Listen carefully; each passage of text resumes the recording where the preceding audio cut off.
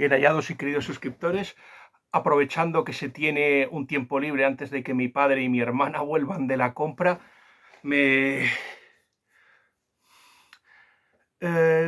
compartiré con ustedes mi siguiente reseña. Lo primero de todo es darle las gracias a todos porque mi último vídeo ha sido el vídeo más visto, es decir, la crítica de El jinete de luz de José Javier Esparza. Yo creo que ha sido el vídeo más visto del canal y quiero agradecérselo a ustedes, principalmente a la editorial La Esfera de los Libros por la cobertura que le ha dado y por habérsela tomado tan en serio.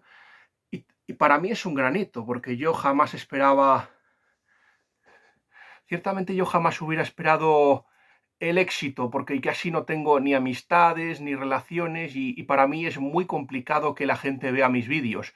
Por eso quería darles las gracias personalmente a todos, a la Esfera de los Libros en particular, pero también a mi amiga Olga, Un Mundo de Eventos, y a José Antonio, que retuitearon el vídeo para que la gente pudiera verlos. Así que lo primero de todo es de todo corazón gracias, y el éxito no es mío sino vuestro, que lo habéis hecho posible. Eso es lo que quería más o menos deciros, y Trumpi os da las gracias.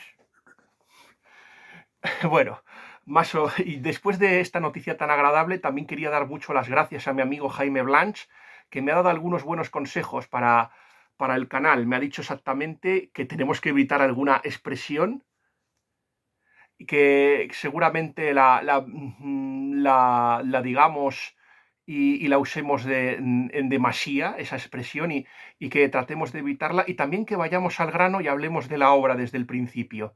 Es un poco difícil porque esta obra es un poquito complicada, o sea, no es una lectura, lo que se diría una prosa púrpura, pero no es fácil para todos los entendimientos. Esta obra, Un sepulcro en el cielo, por cierto, Sepulcro en el cielo fue recomendada por este maravilloso libro, gracias perdone. Se nota que esta edición era nueva, porque la edición antigua que tenía de una biblioteca en el Oasis se la regalé al gran Joseph Pearce. Lo que pasa es que no sé si llegó a recibirla, pero ciertamente se la regalé al gran Joseph Pearce, y ciertamente ya hablaremos un poquito de la biblioteca en el Oasis, porque quiero decirles concretamente que ya hemos terminado de leer la maravillosa Mil ojos esconde la noche de Juan Manuel de Prada, creo, y ya les puedo asegurar que con todo se ha convertido de momento en el mejor libro, desbancando a más perenne que el bronce del escritor húngaro Laszlo Pasut. De hecho, es muy interesante porque la mayoría de obras que se van a comentar ciertamente hoy son centroeuropeas. Este escritor Vintila Oria es más o menos un escritor rumano exiliado, que más o menos tuvo que huir de su tierra por desavenencias políticas, como le pasó a muchísima gente. Primero, es verdad que en un principio apoyó ciertas causas un poco cuestionables, pero siempre fue crítico, por ejemplo, con los guardias de acero, que más o menos serían la versión más dura del fascismo rumano. Vamos a ver, a este hombre se le ha cancelado, ciertamente. Había ganado un premio por la novela Dios ha nacido en el exilio, una novela sobre Ovidio, que compone todos los exiliados han recibido un trato especial por parte del rumano Vintila Oria, porque él se considera un exiliado como ellos. Y es por eso que los exiliados han recibido un honor especial por parte de su obra. Más o menos lo podemos ver en Marta y la guerra, El caballero de la resignación, una novela que dedicó a Platón, y esta novela, en este caso, Un sepulcro en el cielo, de lo que habla es personalmente del Greco. Este hombre, Vintila Oria, había ganado el premio Goncourt por Dios ha nacido en el exilio. Tiene muchísimo mérito porque este hombre nunca escribió en su idioma original, el rumano, sino que tuvo que aprender y escribir en francés y en español. Esta novela es la primera que escribió en español, Un sepulcro en el cielo, y es una auténtica maravilla. Se la tengo que recomendar a ustedes. Pues por eso, mira, una de las cosas que dije en mi crítica, que los Nobeles, o sea, el premio del Dinamitero, yo comparto la misma desidia y el mismo rechazo por ese premio, que igual que lo hace don Juan Manuel de Prada. Para mí el Nobel es una basura, igual que los Oscar, al que por supuesto vamos a intentar dedicar un vídeo mañana, a ver si fuera posible, si tuviera algo de tiempo, porque ya sabéis que Cronos es implacable. Pues una cosa que tiene buena los Oscar, de lo poquísimo bueno que tendrá, es que no se arrepienten de las estupideces y las barrabasadas que hacen. Y no cancelan a la gente, como más o menos sí que hacen estos antifascistas de salón. Es cierto que este hombre también fue víctima del nazismo, o sea, Vintila Oria. Da igual cuándo lo detuvieran, este hombre estuvo en un campo de concentración. Al final pudo escapar de él y se tuvo que exiliar a Italia, donde fue amigo del escritor Giovanni Papini. Por cierto, uno de los escritores que mejor escriben y que mejor prosa tiene, Giovanni Papini. Además, una persona muy culta. De Papini, yo les recomiendo Su vida de Cristo y El profesor me mataría si no recomendara Gog, una obra maravillosa. Y también, ciertamente, a mí El libro negro, que es la segunda parte de Gog, también me gustó muchísimo. Son cartas de un millonario excéntrico con cierta tendencia a la misantropía. Está muy bien hecha, Gog. Y yo creo que, aunque no lo confiese, por ejemplo, en Cartas de un sobrino a su diablo, por ejemplo, yo creo que a De Prada le influyó bastante, o por lo menos yo le veo parecidos. Yo no sé si le influyó, pero yo algunas semejanzas le veo. No le veo algunas semejanzas. Eso no quiere decir que la obra no sea original, que desde luego la obra de Prada lo es, ciertamente. Tiene su propia autenticidad. Pero lo que les quiero decir ciertamente es que este escritor acabó aquí en España y acabó dando clases, y lo que es una vergüenza es que se ha exiliado. Si vamos a criticar a gente por haber ganado premios en margen a su ideología política, ¿por qué no se le quitan los premios a Neruda, por ejemplo, que hizo poemas a favor de Stalin, por ejemplo? ¿Por qué no quitamos del pedestal a Ezra Pound o a Luis Ferdinand Celín, que va a aparecer, por cierto, que aquí aparece, y se le machaca, y de Prada lo machaca también? Ya hablaremos de Mil ojos esconde la noche, pero, por ejemplo, Luis Ferdinand Celín. Por ejemplo, Knut Hamsun. Knut Hamsun fue un escritor ganador del premio Nobel y apoyó furibundamente a los nazis. No solo después de la Guerra Mundial, no solo no se le quitó el premio, sino que encima no se le mató. Hubo escritores, por ejemplo, que se vieron obligados. O sea, por ejemplo, en el caso de Pelham Glenville Wodehouse, por ejemplo, fue prisionero de los nazis y le obligaron a más o menos a grabar una comunicación, ¿no? Y la cancelación que recibió este hombre fue injusta. ¿Y qué decir de gentuza como Jean-Paul Sartre, que va de antifascista y de no sé qué, y luego fue el canalla junto con muchos socialistas, porque hubo muchos socialistas que formaron la República de Vichy, y que hasta que no se vieron entre las potencias triunfadoras, los franceses no hicieron nada. Solo cuando papaíto Stalin les dijo: mira, me han traicionado, esta gente ha violado el pacto Molotov-Ribbentrop, y va por ellos. Hasta que al pez gordo, al mandamás, no le convino, no hicieron nada por liberar Francia. Y quiero reconocer la enorme responsabilidad de los comunistas. Es curioso que aquí se diga: este es el papa de Hitler, este era nazi, este no sé qué, cuando el único aliado que tuvieron los nazis fueron los comunistas. Lo de el pacto Molotov-Ribbentrop es una vergüenza. Y hubo escritores como Lilian Hellman que lo bendijeron. Y es una auténtica vergüenza y algo absolutamente indigno y que debe ser condenado. Muy poca gente lo hará, pero por lo menos en este canal de YouTube se va a hacer. Condenar esa indignidad y pusilanimidad histórica, esa inanidad, esa maldad, esa perfidia, ese pacto repugnante debe ser condenado.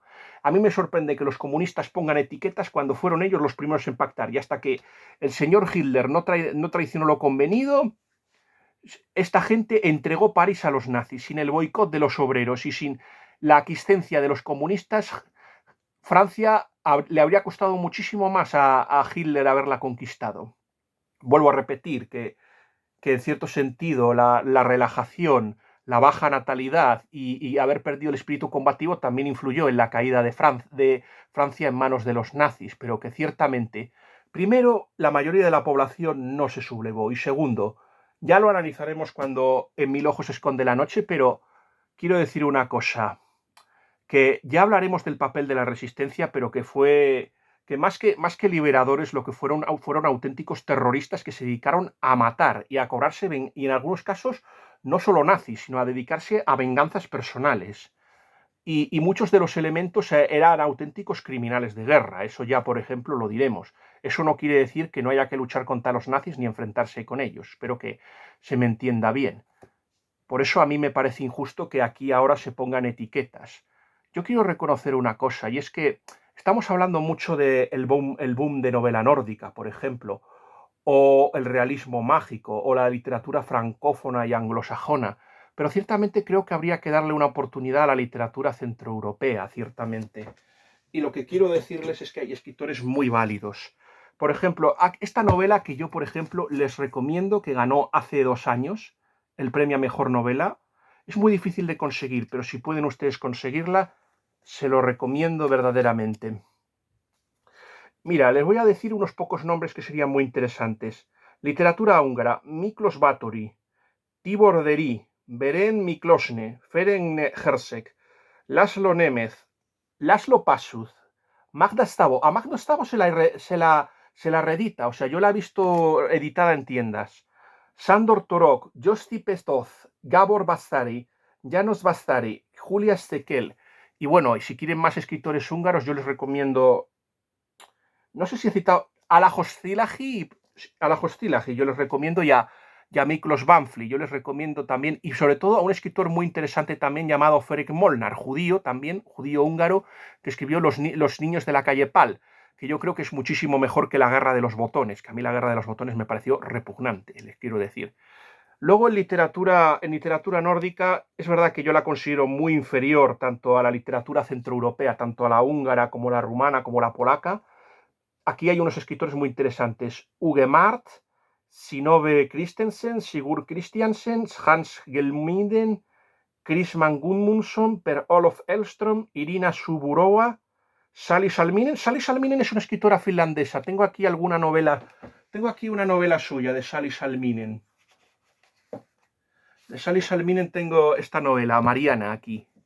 Shilampa lo tengo también por aquí, a Shilampa, que también aparece aquí. Shilampa fue premio Nobel. Y aquí está también Arvid Birlaith. Es curioso que no aparezca, por ejemplo, un escritor que yo les recomiendo una obra, que es Pars Lagervist, que es el que escribió la novela Barrabás. Para mí Barrabás no es la mejor novela, pero se hizo una maravillosa película de Fleischer que yo les recomiendo, maravillosa, muchísimo mejor que la novela que escribió el propio Par Lagervist. Pero de Lagervist, la novela que yo les quiero recomendar ciertamente es El enano. El enano es una novela maravillosa que yo creo que ciertamente tiene algunas semejanzas con Bomarzo. Es muy interesante la historia de un enano malvado en una corte renacentista italiana. Yo se la recomiendo. En literatura romana yo les recomiendo a Eugen Botez, que escribió una novela llamada Európolis, Anton Stefanescu, y un escritor muy interesante, Costan Virgil Georgiou, el autor de La Hora 25, una obra que yo les recomiendo. La segunda oportunidad, El hombre que viajó solo, Contrata de héroes, Los sacrificados del Danubio, El oro de la piel. El oro de la piel es una novela impresionante que yo he leído. Y ciertamente, si a ustedes les interesa el fenómeno del wokismo, aquí, en esta novela, lo predijo. Ciertamente, cómo el comunismo y toda la izquierda utiliza los conflictos raciales por interés, para desgastar, cómo más o menos se aprovecha de las guerras que provoca Occidente en su propio beneficio, y bueno, y su odio por el cristianismo. Aquí aparece en Piel de Oro. Yo creo que aquí adivinó todo lo que iba a ser el wokismo. Luego tiene otras como Fiesta Nacional, La casa de Petrodava, El regreso del gánster y El crimen de Kiralesa. Y en literatura polaca, Jędrzej Drzeziewski, Andrzej Korwin-Romański, Marek Hlasko. Está Sergiusz Piasecki, el de La Osa Mayor. Este es un escritor muy interesante. Antes de ser novelista fue contrabandista, por ejemplo. Y luego está aquí Leopold Tirmand.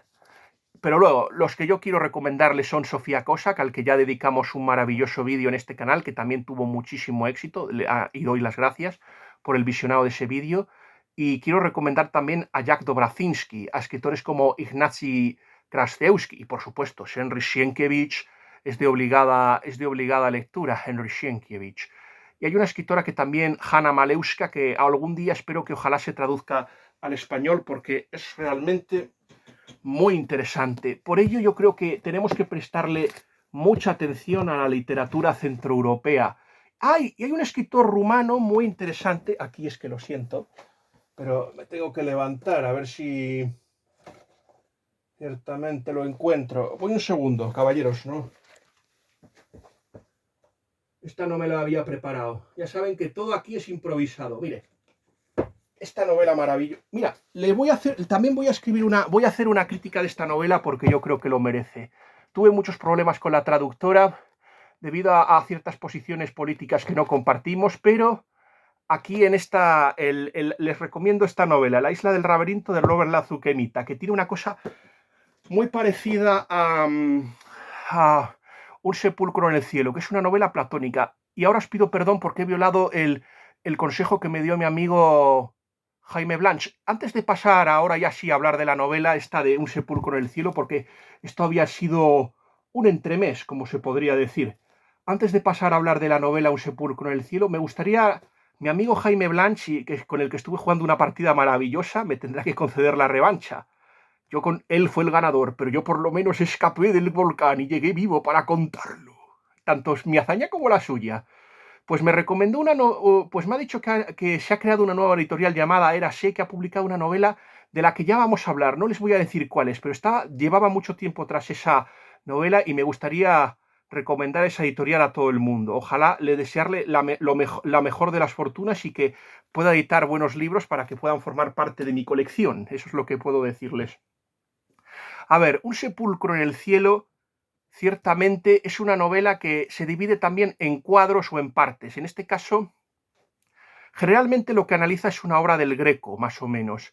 Y es una novela que yo dije que podría haber sido que el primer capítulo, por ejemplo, de Más perenne que el bronce, que ya sí creo que ya la mostré, pero si no la mostré la vuelvo a mostrar, de esta maravillosa novela de Laszlo Pasut, un escritor que para mí ha sido una verdadera revelación haberlo conocido. Sí, me lo habían enseñado muchísimo antes, pero no le había dado una oportunidad hasta muy tarde. Yo ya le había leído también El Señor Natural, pero bueno, ya me estoy desviando otra vez de lo que quería contarles.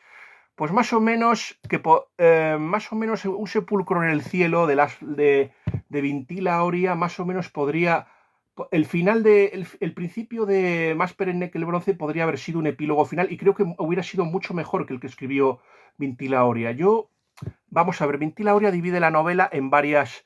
Primero, la primera parte de la historia muestra la relación de Vintila Oria con Jerónima, con la mujer con la que se casaría, o bueno, con la que tendría un hijo llamado Jorge Manuel. Por cierto, de Jorge Manuel sobre San Jorge me gustaría recomendar una novela de un escritor estadounidense llamado Taylor R. Marshall. Esa novela se llama La espada de la serpiente y fue editada por la editorial Palabra. Esa novela me gustaría mucho recomendársela. Más o menos cuenta eso. Más o menos ahora a- a- al Greco le ha pillado la derrota de la Invencible, que va a ser el motor de esta maravillosa novela de Un sepulcro en el cielo, porque muestra, porque de lo que nos quiere hablar, y esta es una novela que tenemos que decirlo, lo que nos habla es de la decadencia de España. Es verdad que yo creo que la acelera. Ciertamente cada vez hay más estudios recientes que muestran que lo de la Invencible no es para tanto, que ciertamente sí, es una oportunidad perdida de haber conquistado Inglaterra y haber acabado con un enemigo. Por cierto, quien alentó la campaña contra Inglaterra fue el partido de los Éboli, no fue porque más o menos la facción albista y la facción lo que quería más o menos era primero acabar con los rebeldes flamencos, mientras que el otro bando pedía moderación con los rebeldes de las Provincias Unidas y lo que querían era acabar con el que consideraban que era el que provocaba el encizañamiento, que era la Inglaterra de la malvada Isabel I, aunque quien estaba detrás de todo el guiso de todo esto eran los malvados Cecil, esa carroña humana, padre y luego el hijo. Esos son los que estarían detrás, los mandamases y los magnates. Si usted quieren conocer esta parte de la historia, pues yo les recomiendo leer a Hilaire Belloc y a G.K. Chesterton, que les contarán esas cosas muy jugosas. O particularmente personajes de la Reforma, yo se la recomiendo muy encarecidamente. Personajes de la Reforma, que no se puede, es muy difícil encontrarla, pero creo que yo la pude leer en un PDF, Personajes de la Reforma. Sí, pues más o menos eso es de lo que habla. Por ejemplo, el tema de la decadencia. Hay un libro también del de Luis Corachategui, que más o menos Contraarmada, que más o menos lo que habla es de la derrota que sufren los ingleses después de la Armada, o sea, demostrando que no fue para tanto. O sea, la guerra como nos habla María Elvira Roca Barea en su Imperiofobia, pues de Lo que se quiere decir es que fue una derrota más la Invencible, o sea, el conflicto entre los ingleses y los españoles acabó con la paz de Greenwich y fue favorable a los españoles, a pesar de Kinsale, porque para mí Kinsale fue peor que la Invencible, porque Kinsale fue el intento de incorporar Irlanda a España y fracasó. Fracasó. El último plan para poder invadir Inglaterra fue Kinsale, no fue la Invencible. De hecho, llegaron a Inglaterra los españoles, a Glastonbury. Llegaron en Cornualles y llegaron a celebrar misa en terreno inglés. O sea, que ese es el problema, que llegamos. Yo fui muy crítico, yo era de los que pensaba que sería imposible conquistar Inglaterra, pero es que no lo veo tan imposible. No era, yo hay una novela, La cofradía de la Armada de Invencible de Emilio Lara, que decía eso, que era posible, y yo lo creo. Mira, Eduardo III pudo reconquistar el trono y quitárselo al usurpador Mortimer. Enrique VII pudo hacer lo mismo, pudo desembarcar en Inglaterra y mediante la traición pudo comprar a los generales de Ricardo III, el duque de Gloucester, y vencerla en la batalla de Bosworth. Y el caso más flagrante es el del usurpador, ese vil traidor llamado Guillermo III de Orange, que con malas artes se adueñó del trono inglés y echó a la dinastía legítima, los Estuardo. De eso ya hemos hablado. O sea, Inglaterra sí se podía conquistar, pero había que trabajar mucho más desde dentro. El hecho de que el movimiento estuviera acaudillado por extranjeros es seguramente, los ingleses ya saben que son tan chauvinistas como los franceses, son muy suyos y ciertamente no hubieran aceptado. Pero eso no importa. Lo importante de esta novela es esto, que nos habla de la decadencia, de cómo hacer políticas arteras y maquiavélicas conduce a la decadencia y acelera. El mal no nos hace más fuertes, nos debilitan. Eso es más o menos lo que esta maravillosa novela nos cuenta. Y eso es de lo que va. A mí me ha sorprendido mucho la estructura. Es verdad que a la gente seguramente el hecho de que sea una novela más descriptiva y en la que cuente sea lo que los personajes digan, que los hechos, eso puede echarles para atrás. También el hecho ciertamente, de que ciertamente pegue tantos saltos, porque es una novela más discursiva que, por ejemplo, es una novela discursiva, no tan, en la que la acción no tiene tanto que ver. Y sobre todo una novela de tesis, una novela filosófica, en la que más o menos se plantean, más o menos, se habla mucho de filosofía. Ciertamente, este autor, Vintil Aurea, en esta novela aboga por ya le dedicó una novela a Platón, ciertamente, donde más o menos intenta convencer al tirano Dionisios para crear el gobierno ideal en Sicilia, algo en lo que fracasará y al final acabará convertido en esclavo, el propio Platón, y tendrá que escapar o ser rescatado por los ciudadanos atenienses. Eso es lo que les quiero contar. Pero más o menos es eso de lo que habla, más o menos lo que hace el autor es reivindicar el platonismo. Sobre todo esta novela es maravillosa y yo se la recomiendo a todas las personas que especializadas en diseño del arte y también en que sea pintor o artista. Yo creo que junto con, por ejemplo, El manantial de Ayn Rand, cuya ideología, el personalismo de Ayn Rand me parece repugnante. Por ejemplo, La luna y seis peniques. Novelas también, por ejemplo, como esta que ya hemos hablado, Más perenne que el bronce, y esta yo creo que son novelas que hay que recomendar a los artistas y a la gente que le interese el mundo del arte. Es muy interesante porque esta novela es furibundamente antihumanista y antirrenacentista, más o menos por lo que aboga es por el arte, vamos a ver, el autor aboga una cosa, no la imitación del arte, que es más o menos lo que considera que hacen los humanistas, imitar la naturaleza, eso es lo que considera que hacen los humanistas. Él considera que no hay que hacer eso, no hay que imitar a los clásicos. De hecho, hay también una fobia por la mitología, igual que más o menos la había en la novela de Más perenne que el bronce de Laszlo Pasut. Aquí también vemos que va a haber una crítica ciertamente contra la mitología y que se va a ensalzar el cristianismo. Hay, por ejemplo, alabanzas al Dante, pero no el Dante político ni el ideólogo, sino más bien el Dante teólogo que más o menos inspirado en el tomismo, más o menos construye la Divina Comedia y sobre todo se valora muchísimo más, y yo estoy ahí muy de acuerdo con Vintil Aurea y con el profesor Manuel Alfonseca. En un principio a nosotros nos fascinaba... Ay, esperen un segundo, que ha sonado el teléfono.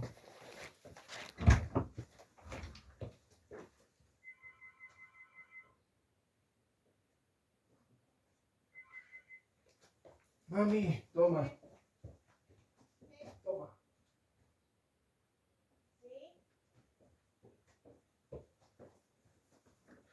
Bueno.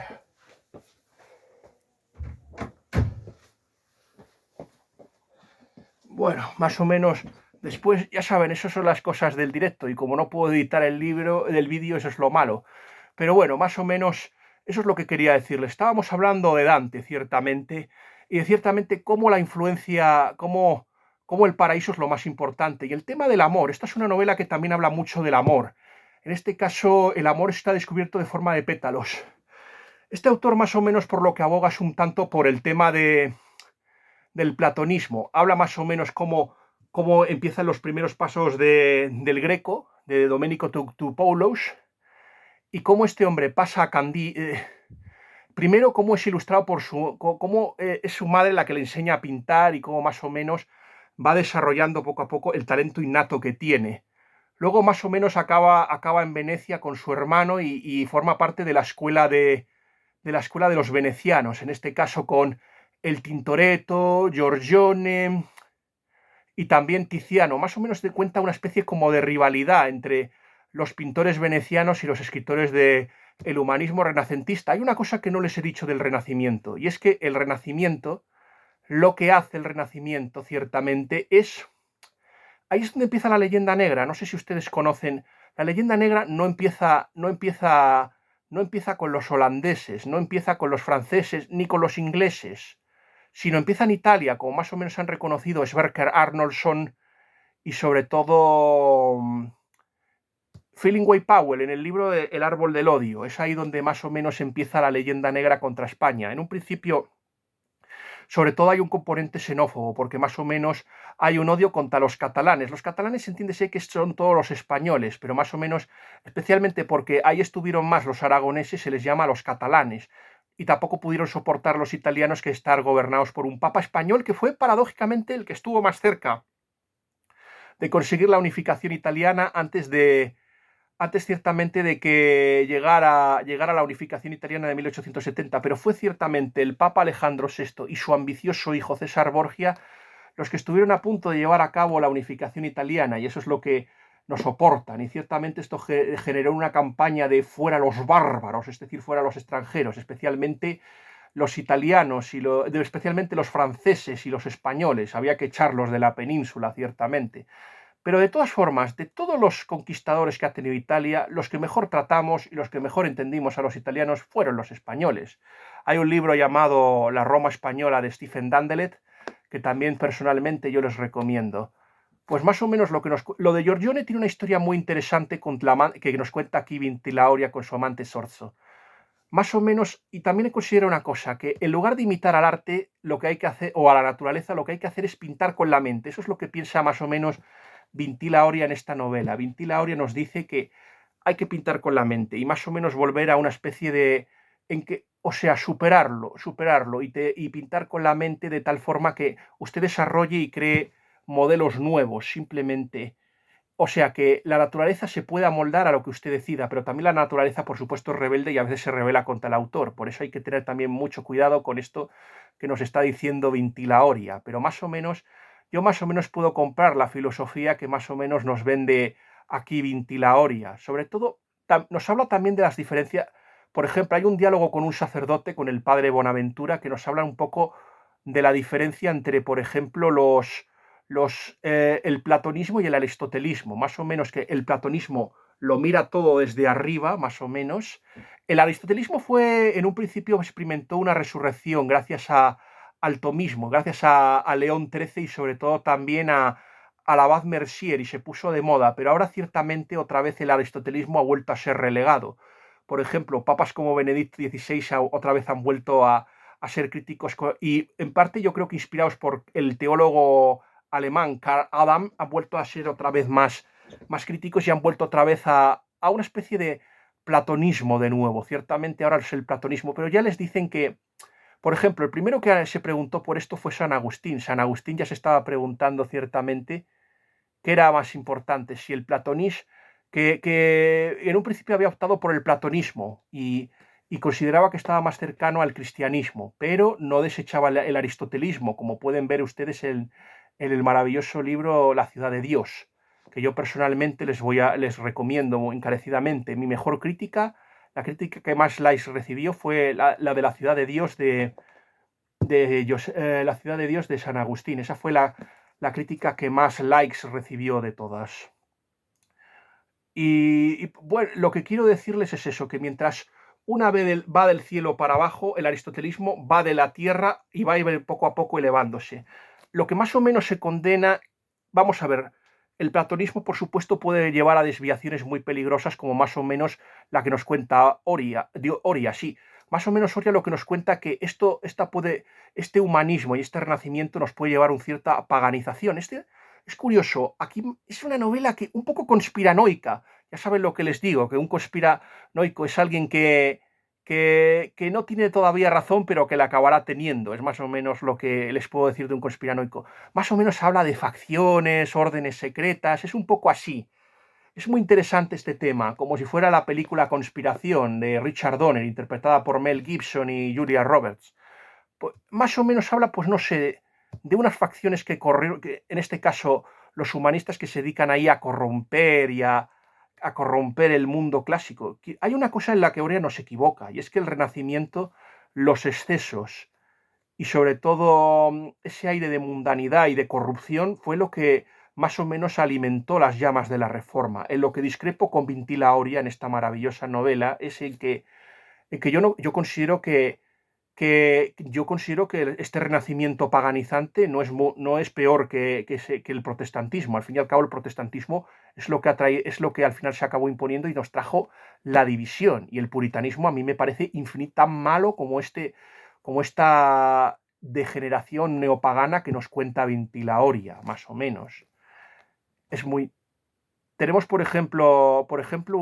que, por ejemplo, esto se ve en el mundo del arte, o sea, por ejemplo, vemos que hay una especie de proliferación de la magia, o sea, por ejemplo, como escritores como Pico de la Mirandola o Marcello Ficino, vemos como esto cae en manos de personas venales y corruptas y más o menos provoca una degeneración. Vemos como, por ejemplo, la academia y cómo se nombra una especie de antipapa, un tal Pomponio Legno. De hecho, existió una conspiración, la conspiración de Riario, que tuvo que ser sofocada por el Papa Paulo II. Todo esto está aquí. Vemos, por ejemplo, la celebración de misas negras y que ciertamente actos paganos en iglesias. Por ejemplo, aparece un personaje siniestro, un dité, una especie de demonio con forma de macho cabrío, que ahí es una novela que un poco desasosegante, es un poco transmite, o sea, tiene algo de novela de terror, transmite miedo, o sea, es como, por ejemplo, no sé si ustedes han visto la de Wicked Man, no la versión de Nicolas Cage y de Lily Sobieski, que más o menos es una historia hembrista contra los hombres, pues no, la novela original, la película original en la que aparecía Christopher Lee, pues era una crítica a la neopaganización, pues más o menos va un poquito en esta línea, esta novela de Un sepulcro en el cielo, más o menos. Es muy interesante, por ejemplo, eso. Es curioso, pero los agentes de todo esto, de estos humanistas, tienen una especie de aire un poco asexual, es decir, un aire afeminado totalmente, son seres venales y corruptos, o sea, en este caso Benvenuto Cellini, Cavalieri. Por ejemplo, yo no estoy, por ejemplo, muy de acuerdo con la visión que dan de Miguel Ángel. Yo creo que Miguel Ángel era un católico y un hombre muy religioso. De hecho, si se le puede reprochar una cosa es que estuvo coqueteando más con el protestantismo que con esta neopaganización. Sí, es verdad que es el pope de los humanistas, pero ciertamente la crítica más o menos a todo esto se hace en Vasari, en Vida de Artistas, y luego más o menos este aire neopaganizante va a ser resucitado por teóricos del arte como Panofsky y, por ejemplo, y Burjar. Burjar van a ser un poco los que van a hacer una especie de revisión del Renacimiento desde una vertiente más paganizante. A mí, por supuesto, lo que más me gusta es el barroco. Yo soy muy fan. De hecho, para mí, una imitación pobre del Renacimiento va a ser el neoclasicismo, aunque hay cosas también del neoclasicismo que me gustan, pero más o menos es eso, una versión un poquito más pobre del humanismo va a ser esa. Pero vamos a ver hay cosas muy bonitas del Renacimiento que a mí también me gustan, pero que no hay que... Y por cierto, una cosa que critica y que es muy interesante, y yo les quiero también hacer notar, es esto, que el hecho de que ciertamente bueno, de que ciertamente, por ejemplo, de que en el tema de, por ejemplo, que no hay varios renacimientos, no hay, igual que la Ilustración, no hay un solo renacimiento. Pensamos que el hecho de que haya nacido en Florencia lo convierte en el Renacimiento en algo italiano, pero había sus versiones. Estaba Francia, por ejemplo. Estaba también Francia. Tenía también sus versiones en Alemania. Las tenía, por ejemplo, Durero, por ejemplo. Y luego, pues, en Holanda estaban los Van Eyck, estaban los Von der Weyden, estaba Quentin Metzys, había gente muy válida. Y sobre todo, y en Inglaterra va a estar Holbein. Estos escritores, hay Linacre, por ejemplo. Collet, por ejemplo, y por ejemplo Tomás Moro. Tomás Moro es producto del Renacimiento. Erasmo de Rotterdam, o sea, a ver, a mí Erasmo de Rotterdam no me gusta, me parece que está muy sobrevalorado y creo que hizo mucho más daño. Creo que eso de se estuvo es el típico que se burla y al final indirectamente hace daño. Y en un principio apoyó a Lutero, pero cuando vio que su plan no era reformar la iglesia, sino destruirla, fue cuando ya más o menos rompió, pero y en un principio era queridísimo. O sea, a Erasmo de Rotterdam no empezaron a perseguirle hasta que estallaron las llamas de la Reforma, pero antes todos le querían nombrar cardenal y si hubiera habido suerte hasta hubiera podido llegar a ser papa, pero claro, no estuvo por la labor de lanzarse a un cursus honorum, pero a mí El elogio de la locura es un libro que me deja frío. Y tampoco estoy muy de acuerdo con Vintila Oria en el tema del cortesano. El cortesano es otra cosa. Yo creo que el cortesano, por ejemplo, de Baldassare de Castiglione, que más o menos lo va a criticar en una de las partes de la novela. Lo que no les he dicho, esta novela es que se compone de varios trazos. Primero, dedicado a Jerónima, luego dedicado a los cuadros ya del Greco, el Espolio, y luego más o menos está dedicado, pues, por ejemplo, al martirio de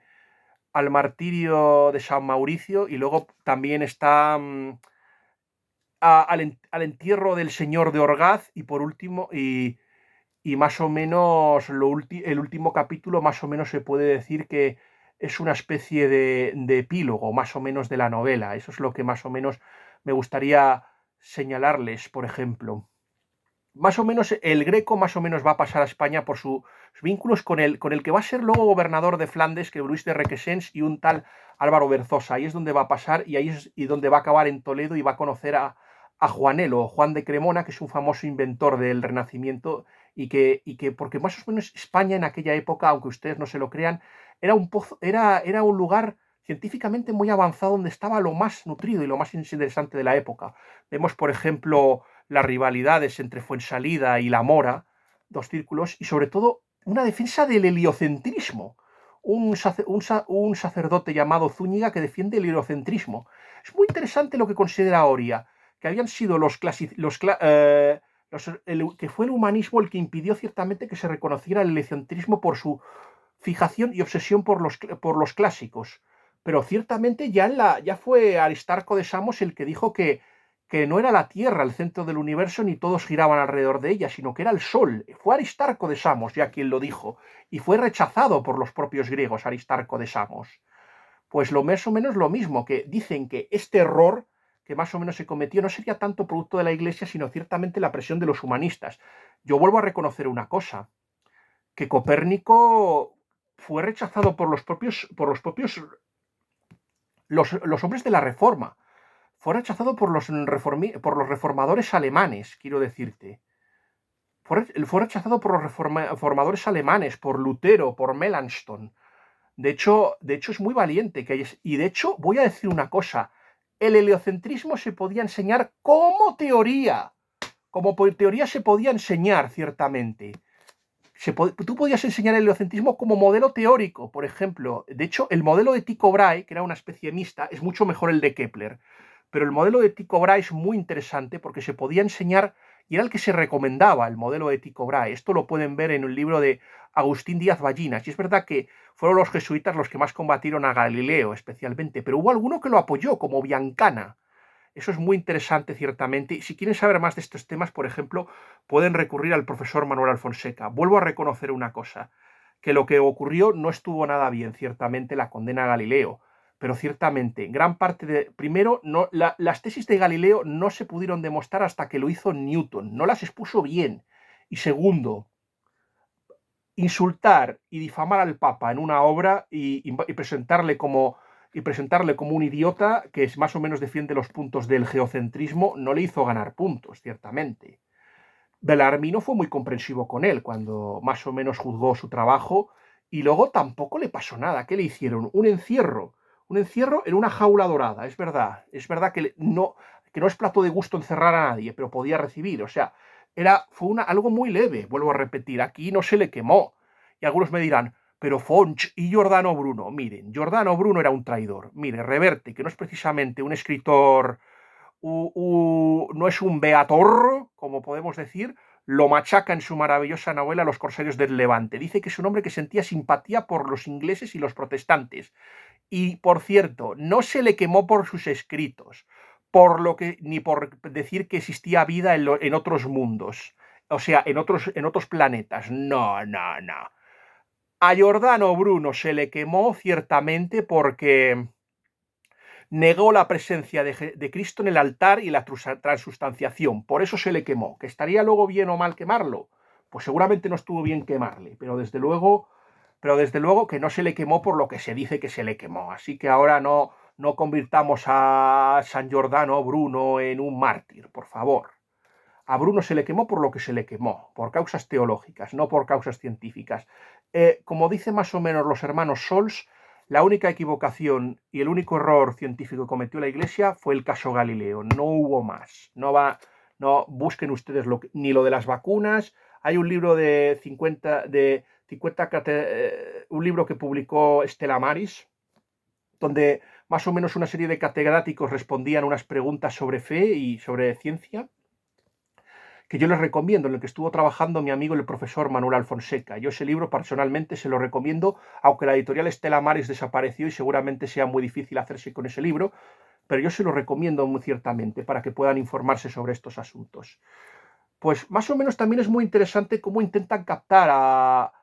Ah, sí, hay una parte que no les he contado, el tema de la taberna. Ese tema es muy interesante porque ahí el Greco conoce a la que va a ser su segundo amor, una tabernera llamada Violeta Antigua, y más o menos ahí vuelven a aparecer los viejos fantasmas, ese platonismo mal digerido y utilizado por sus discípulos. En este caso, por ejemplo, hay una serie de hombres extraños y monstruosos, que más o menos dicen que lucharon con el turco en el lado de los turcos, que más o menos era una especie como descendientes de los cátaros y los bogomilos. Ciertamente es que hay muchas veces que nos preguntamos si lo que el Greco ve es real o es producto de sus sueños o de su loca imaginación. Yo a veces me lo pregunto si ciertamente lo que veía el Greco era verdad. Veremos que esa gente va a ser la que le va a inspirar a esos odiadores del cristianismo y de Cristo en el expolio, ciertamente. Y luego también más o menos se va a describir el incendio de Toledo.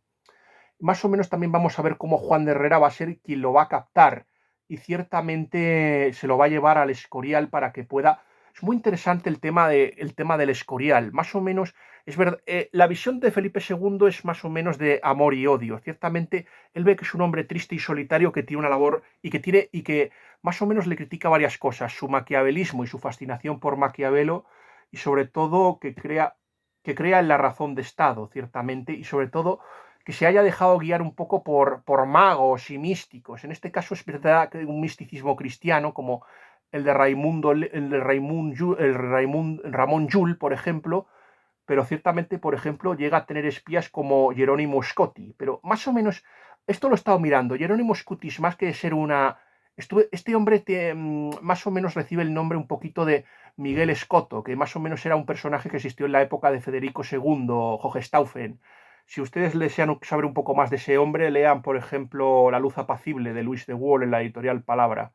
Ese hombre se dedicaba a la magia, Miguel Escoto, y este Hieronymus Escoto también se va a dedicar a la magia, pero más que relacionarse con Felipe II, se relacionaba más con Rodolfo II. Llegó una vez por un espejo le llegó a espiar la correspondencia a Felipe II utilizando esos procedimientos. Más o menos es un hombre que parece ser que pudo inspirar al Fausto, o la moderna versión del Fausto, que luego daría luz a las obras de teatro de Marlowe y también de Goethe. No sé si mi amigo Nefi le habría gustado cómo he pronunciado el nombre, Goethe. Y luego más o menos, pues, provocó la caída de, por ejemplo, del arzobispo de Colonia y y más o menos tuvo una relación adulterina. Y parece ser que era espía doble, trabajaba tanto para los Habsburgo como, por ejemplo, para la reina Isabel I. Era una persona de cuidado y, por ejemplo, Felipe II va a prohibir que se diga su nombre. Más o menos, Herrera, más o menos esto es una novela que me recuerda un poco a La nave de un millón de años. La nave de un millón de años es de unos personajes inmortales que están un poco en pugna con ciertas personas de ciertas corrientes secretas también, brujos, magos, adoradores de demonios. Eso es muy interesante y esto es lo que más me ha recordado un poquito Un sepulcro en el cielo. También es un poco, es muy interesante ciertamente el tema ciertamente cómo le intenta Juan de Herrera captar. Él piensa que por ser griego va a ser más permeable y que el greco se va a someter a esta corriente paganizante y más humanista, pero veremos que tanto Juan Bautista Muñoz como Herrera, que son los que van a difundir esto, van a pinchar en hueso con el greco, porque el greco se va a hacer mucho más católico, se va a hacer enormemente católico. Sobre todo esto es una novela que narra el desgarro del exilio, de una persona que en realidad no es de ninguna parte y que acaba encontrando su hogar, en este caso, en Toledo. De hecho, hay también un duelo entre las dos ciudades, por ejemplo, entre Toledo y, por ejemplo, el Escorial. No es necesario crear la ciudad nueva porque ya está y existe. Así que, por ejemplo, aquí hay una influencia, por ejemplo, agustina. Una cosa que me impresionó mucho es, por ejemplo, la escena de Esteban Villagrán de Gormaz. Este no es el famoso señor de Gormaz del que luego hablaremos. Este hombre más o menos tiene una historia que es muy parecida, por ejemplo, a la de... No sé si ustedes han leído novelas como Átala y René, por ejemplo, de Chateaubriand, de romances ahí interraciales entre europeos y gente de cultura precolombina. Pues más o menos esto es lo que cuenta, la lucha de los araucanos. Por ejemplo, se hace una alabanza de la Araucana, de Alonso de Ercilla, que también un servidor ha leído. Me gustan más las Luisiadas de Camões, pero bueno, es interesante también.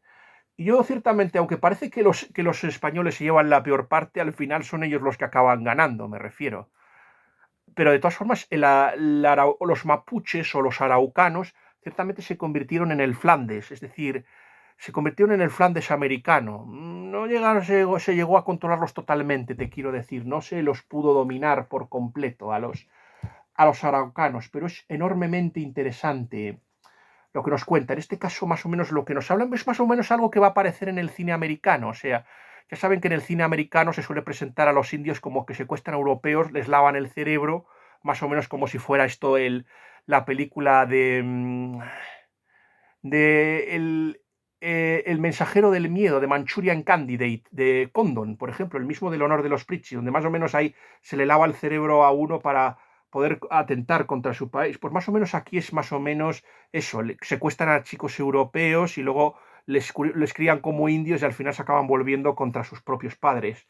Pues aquí más o menos lo que hacen es mantener la precolombina Glaura, pues se acuesta con este hombre, tiene un hijo y luego se lo da a los araucanos para que los críen como araucanos y así es una especie de eugenesia, una especie de mejora de mejora de la raza. Cree que que si se acuestan con españoles podrán vencerlos con mayor facilidad. Eso es algo que me dejó un poquito helado. También hay una trama un poquito hamletiana, o sea que más o menos el Greco no se quiere plegar a las directrices del poder y ciertamente muestra al rey Felipe II tal y como es. O sea, aquí el autor le censura, aparte de lo que le hemos dicho, del maquiavelismo, que intente luchar, que se deje, que haya sucumbido a una especie de magia blanca, magia cristiana. No se puede usar el mal para luchar contra el mal y eso es lo que más o menos el Greco. Pues aquí lo que le censura ciertamente es que haya recurrido a la razón de Estado, por ejemplo, que haya abandonado a su hermano Juan de Austria, creyéndose las insidias de Antonio Pérez. Sobre el tema de Antonio Pérez yo les recomiendo la novela del Castillo de Diamantes de Juan Manuel de Prada. También, por ejemplo, que no socorriese a San Sebastián, pero yo ahí creo que Felipe es inocente, le convenció que Alcázarquivir iba a ser una empresa que iba a acabar mal y le convenció para que la dejase. Yo creo que ahí no se le puede reprochar nada a Felipe II. Y también le reprocha ciertamente que, por ejemplo, no haya ido, por ejemplo, a ayudar a los rumanos contra los turcos, a Johann Bogdan, por ejemplo. Sobre todo también el tema de la muerte del heredero de Don Carlos. Pero vuelvo a repetir que aquí no va a caer en la leyenda negra más espantosa, que más o menos sí que esta leyenda negra tan horrible que más o menos sí que caen, por ejemplo, Verdi, por ejemplo, Schiller y Verdi, y Alfieri también. Son escritores que más o menos van a caer y, por ejemplo, no cae. Aquí sí que pero sí que le censura eso, ciertamente. No mucho tampoco el tema de Don Carlos, sobre todo es lo del asesinato de Escobedo y lo de Don Juan de Austria lo que más le censura. Ciertamente, el hecho de que yo creo que el haber sucumbido al mal y los pecados es lo que, por ejemplo, va a llevar a la situación de la Invencible. Y sobre todo que es un hombre que es un pintor de almas. Estamos ante el Greco como una especie de pintor de almas. En esta novela también va a haber cameos de personas muy interesantes. Uno piensa, por ejemplo, en San Juan de la Cruz, Juan de Yepes, por ejemplo, en Santa Teresa de Jesús, en Cervantes. Es muy interesante el análisis que, por ejemplo, hace de Rinconete y Cortadillo, y donde se nos explica quién es el malvado Monipodio, esa especie de Kingpin o de Fumanchu del siglo XVI, que más o menos es una especie de señor del crimen. En realidad es una interpretación muy interesante la que plantea Vintila Oria en esta maravillosa novela de Un sepulcro en el cielo, ciertamente. Pues, y también aparecerá Lope de Vega y se cuenta un poco la rivalidad entre él y Shakespeare, como más o menos ya haría el escritor de ucronías y de historia ficción Harry Turtledove, que es el especialista en el género de la ucronía en Britannia Rules, por ejemplo, y también más o menos está el tema de Pavana, de Keith Roberts, una novela que supongo que algún día Pavana la tendré que leer, aunque no es plato de gusto. Es un tema que me fascina porque sí que me hubiera gustado hacer una historia alternativa y ver qué hubiera pasado si Inglaterra hubiera caído bajo el poderío español. Pero bueno, también es interesante comparar esta novela, por ejemplo, cuando haga, por ejemplo, pinte, por ejemplo, el entierro del señor de Orgaz, por ejemplo, lo que está enterrando no es al señor de Orgaz, un señor del siglo, bueno, de la Edad Media, que bueno, que se le apareció, que cuando murió era un hombre tan piadoso y ayudó a los agustinos y no sé qué, y se le apareció al final San Esteban y San Agustín y lo llevaron al cielo y se produjo un milagro. Aquí lo que hace es convertir ese cuadro en una alegoría y demostrar que lo que se está enterrando no es al señor de Orgaz, es a España. Y si ustedes han visto una película maravillosa, un guilty pleasure que a mí me encanta, pero todo el mundo odia esa película, el propio Paul Newman renegó de ella, que es El Cáliz de Plata, basada en una novela de Thomas Costain. Me gusta que, por ejemplo, el Greco más o menos se vea influido por esa pasión divina, o sea, que sea Dios el que le influya para hacer el cuadro del entierro del señor de Orgaz. Eso es lo que más o menos me gusta. También, por ejemplo, aparecen tramas ahí de espías ingleses, por ejemplo, como si esto fuera de Martínez Lainez, el náufrago de la Armada Invencible, por ejemplo, de Cuellar, que es un personaje que existió realmente y ahí estuvo recorriendo Irlanda para escapar y que tuvo que acostarse incluso con la hija de Grace O'Malley, la famosa pirata, que es muy interesante. Por ejemplo, es curioso que que muchos irlandeses, no, en lugar de esconder y ayudar a los españoles, los mataran y los traicionaran y les robaran todos sus bienes. Sobre todo los ingleses se portaron cruelmente y de forma despiadada con los españoles que habían ido a ayudarles a los irlandeses. Y los ingleses, en fin, luego fueron despiadadísimos con ellos.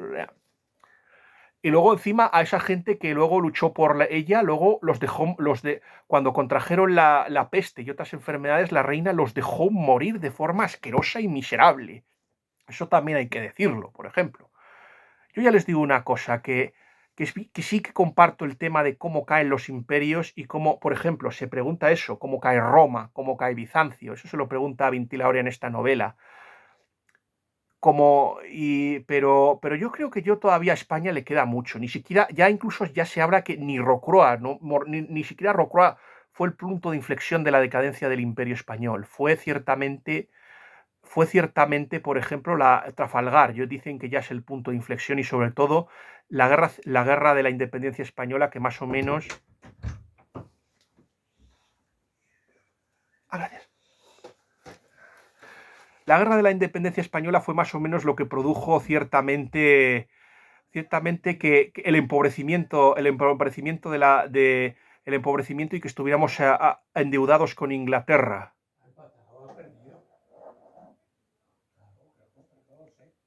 Empató. Ciertamente, es lo que les quiero decir, ciertamente, señores, es que Es que ciertamente no se puede decir, este es el fallo que quizás tenga esta novela, que ciertamente a pesar de todo no se puede considerar que La Invencible sea el producto. Sí que estoy de acuerdo en que el mal y que ciertamente a traicionar tus concepciones y sobre todo el debilitamiento de la religión son lo que produce la decadencia. En eso sí que estamos de acuerdo con Vintila Oria. Me gusta ciertamente, por ejemplo, los sacerdotes que aparecen, el padre Sigüenza, el padre Rodríguez. Ciertamente también el diálogo con Francisco Hernández, que nos lleva a un terreno un poco más fantástico. Por ejemplo, llega a aparecer una especie de restos de personajes con dos caras que más o menos nos llegan a pensar un poco en la ufología y en programas como El Cuarto Milenio de Iker Jiménez. Y yo creo que, bueno, el final que le da, yo sigo diciendo que a mí me gusta, pero es mejorable, ciertamente. Yo creo que al final se muestra un Greco que ya está a las puertas de la muerte, que ya se relaciona, por ejemplo, con Quevedo, y me sorprende que la última carta, en lugar de, yo qué sé, lo lógico sería que recibiese a Juan Pacheco, como más o menos había hecho Laszlo Pasut de forma más acertada que, por ejemplo, se la escriba a Cervantes, pero ciertamente hay como una especie de ¿qué va a ser de mí en la posteridad? ¿Qué será del mundo sin mí? ¿Y qué me pasará a mí cuando abandone el mundo? Yo creo que ciertamente es una novela que trascendente que nos presenta dudas importantes. Esta novela se coloca en el tercero. De momento les puedo decir que la primera novela es Mil ojos esconde la noche, que es la primera parte de La ciudad sin luz, de la que va a ser mi siguiente crítica, ya les puedo decir. La segunda se coloca más perenne que el bronce. Esta se coloca la tercera, pese a algunas cosas. La cuarta sigue siendo la novela de mi amigo Jaime Blanch, el sagrado de la mente, que es la segunda parte de las vestiduras sagradas. Les comunico ciertamente que va a ser mi siguiente lectura, El Tártaro, la tercera novela de las vestiduras sagradas, va a ser los que voy a leer, y luego vamos a leer una novela que va a hacer muy feliz a una persona a la que aprecio y quiero mucho y que me ha ayudado mucho en este canal, en mi nueva andadura. Va a ser la siguiente novela que vamos a leer y voy a intentar esmerarme para hacerle una buena crítica a esta persona, porque lo que más me ayuda es a ayudar a escritores que no tienen el aprecio ni la atención ni de las editoriales, ni de los medios de comunicación, ni del establishment. Es esa gente a la que hay que ayudar, a los escritores independientes. Eso es lo que me gusta ayudar. Y la última, más o menos en el ranking, sigue siendo, por ejemplo, Falsa inocencia de Amperry. Nada más, les pido perdón porque este vídeo se haya alargado tanto y por las interrupciones que ha tenido, y que Dios les guarde a todos, especialmente a mis seguidores. Intentaré hacer un vídeo sobre los Oscar.